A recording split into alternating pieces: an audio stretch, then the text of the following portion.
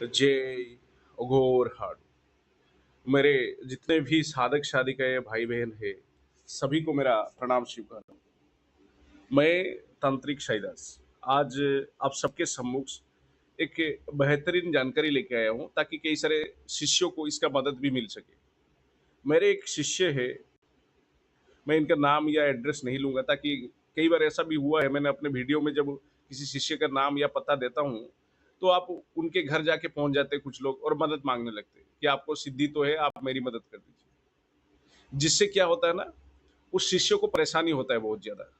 और ऊपर से शक्ति, जिस शक्ति को उस शिष्य ने सिद्ध कर रखे है, मान लो इनके नाम शंकर है, उदाहरण के लिए दे रहा हूँ, तो ये शंकर जी ने जिस शक्ति को सिद्ध कर रखे, वो शक्ति भी इनको परेशान करने लग जाता है। ठीक है। कारण क्या है, जब शक्तियों के साथ आपने वादा किए थे कि मैं आपकी बातें को हमेशा गुप्त रखूंगा, जब आप उस गुप्तता को भंग कर देते हो, तब जाके शक्तियां साधक को परेशान करने लगते हैं। ऐसे ही एक साधक के साथ हुआ है। तो कई सारे महानुभव जिनको तंत्र में पूर्ण ज्ञान नहीं होता है, वो लोग अक्सर ऐसे कार्य करते हैं जिसकी वजह से उनको परेशानी झेलना पड़ता है। इसीलिए कहा जाता है तंत्र क्षेत्र में गुरु सबसे ऊपर है, और गुरु की हर एक वाक्यों को ध्यान पूर्वक सुनना होता है, ध्यान पूर्वक मानकर आगे बढ़ना होता है, तभी जाके आपको सफलता भी मिलेगा और सुख पूर्वक अपने जीवन को व्यतीत कर सकते हो। वरना तंत्र एक ऐसा है, दोधारी तलवार जैसा है, थोड़ी सी भी चूक हुई, भूल हुई, उसका सजा आपको तुरंत देखने को मिल जाएगा। तो ऐसे ही एक शिष्य है हमारे, इनके साथ ये आप मैसेज को साफ साफ पढ़ सकते हो, स्क्रीन में लिखा हुआ है। आपका हरबुस जिन मेरी बात नहीं मान रहा है, अपनी मनमानी कर रहा है, मैं परेशान हो गया हूँ, बताइए मैं क्या करूं। पहले देख लेते हैं ये शिष्य हमारे साथ कब जुड़े थे। हम आपको बताना चाहेंगे, हम हर एक शिष्य, जो मेरे शिष्य होते हैं उनके नंबर को हम पहले सेव करते हैं, फिर उनको हमारे चैनल में जो वीडियो डालते हैं उसको उनको भेजते हैं, या कोई अपडेट रहता है जो जानना जरूरी है उनको बताते हैं। सबसे पहले देखते हैं ये साधक हमारे साथ जुड़े कब थे। हमारे दो दो नंबर है। एक ये वाला नंबर है जो सभी के लिए, जो नया लोग आते हैं हमसे बातचीत करते हैं, और दूसरा वाला नंबर से मैं दीक्षा विधि विधान भेजता हूँ। तो पहले नंबर सेव करता हूँ, फिर मेरे दूसरे नंबर से व्हाट्सएप से इनको विधि विधान भेजा गया था साधना के लिए। तो ये पहले अगस्त 17 2023 को इन्होंने हमारे साथ जुड़े थे सबसे पहले। तकरीबन आज 2025 यानी 2 साल पहले की बात है ये। इन्होंने हारबुस जिनकी ट्रांसफर लेने की इच्छा जताई थी, तो हमने इनको ट्रांसफर दिए। तो इन्होंने मजाक में बोले कि मैं पैसा भेज दिया हूँ, खैर देख लीजिए ये सब। फिर बाद में सच में पैसा भेजे, फिर और दूसरे साधना करने की इच्छा जताई। मैंने कहा क्या जरूरत है, आप एक सिद्धि ले रहे हो हमसे, एक सिद्धि से ही सब कुछ हासिल हो सकता है, तो दूसरा की क्या जरूरत है। फिर ये जो बाकी जो चैट हुआ है, वो हमारे दूसरे नंबर पे ही बातचीत हुआ है। तो आप अभी के मैसेज देख लीजिए। प्रणाम गुरुजी, साई तांत्रिक दास जी, मेरे को कोटि कोटि प्रणाम। इन्होंने परसों ही लिखे थे, ये देख लीजिए।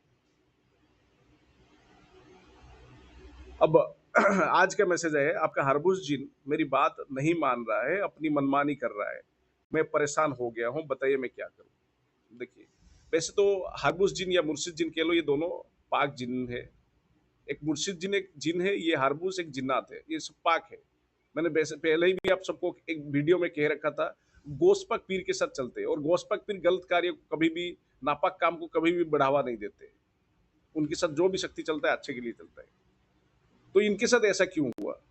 इन्होंने ट्रांसफर लिए, खूब काम किया। अब इन्होंने 2 साल पहले ही मेरे से ट्रांसफर लिए थे, और 2 साल तक अभी तक अच्छे से सब कुछ चल रहा था। आज क्यों इनके साथ ऐसा हुआ। बात ऐसे है, जब आप नियमों को तोड़ते हो तो सामने वाला भी नियम को पालने के लिए कोई बाध्य नहीं है। तंत्र शास्त्र में यही खासियत है, अगर आप नियमों को तोड़ते हो तो सामने वाले जो शक्ति है आपने सिद्ध कर रखे हो या ट्रांसफर ले रखे हो, वो भी नियम को तोड़ता है। जब इनसे मैंने सिद्धि ट्रांसफर दिया था तो इनको मैंने साफ साफ बताया था कि किसी भी नियम को तोड़ना मत, यानी आपने हरबुस जिन की जो ट्रांसफर मेरे से लिए हो, किसी को मत बताइए, या अपनी शक्ति के बारे में कभी किसी को दिखावा मत करे, घमंड ना करे, शक्ति का घमंड तो ना करे। अब तक शक्ति खूब पैसा दिया, खूब धन दौलत शोहरत नाम सब कुछ दिया, लेकिन कुछ ही दिन पहले की जब हमने इनसे कॉल पे बातचीत किया, तो कुछ ही दिन पहले इन्होंने बताया कि एक लोग इनके पास आया था, तो उनकी बीमारी ठीक कर दिए थे। और वो लोग मतलब आश्चर्यचकित होके पूछा कि मेरी बीमारी आपने कैसे ठीक की? तो इन्होंने बताया मतलब जल्दबाजी में इन्होंने बता दिया कि मेरे को जीन की सिद्धि है, जिन्नात की सिद्धि है, जिसकी वजह से मैंने ऐसा कर दिया। तो ये सबसे बड़ा बड़ा गलती था, ठीक है? ये सबसे बड़ा गलती था इन शिष्यों का। ऐसा कभी किसी को नहीं करना चाहिए। सच बात ये है, जिसके पास शक्ति होता है वो कभी घमंड नहीं करता है, ना ही कोई दिखावा करता है कि मेरे पास शक्ति है। वो खामोश रहता है। वो हमेशा अक्सर भीड़-भाड़, दुनियादारी से छुप के रहता है, जैसे हम लोग रहते हैं।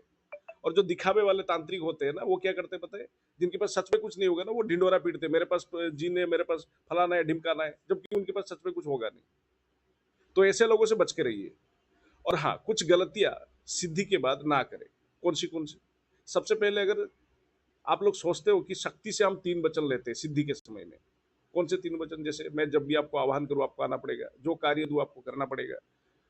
मेरे मेरे परिवार की कभी नुकसान नहीं करना पड़ेगा। आप लोग ऐसे सोचते हो।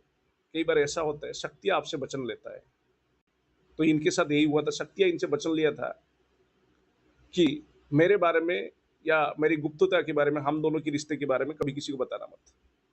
तो मैंने ये बात उनको कह दिया था जब ट्रांसफर दे रहा था कि शक्ति ने ये वचन ले रखे। तो इन्होंने बोले थे कि हाँ ठीक है गुरुजी, मैं संभाल लूंगा। मैंने कहा ठीक है। फिर इन्होंने जब बता दिया तो शक्ति इनको परेशान कर रहा है।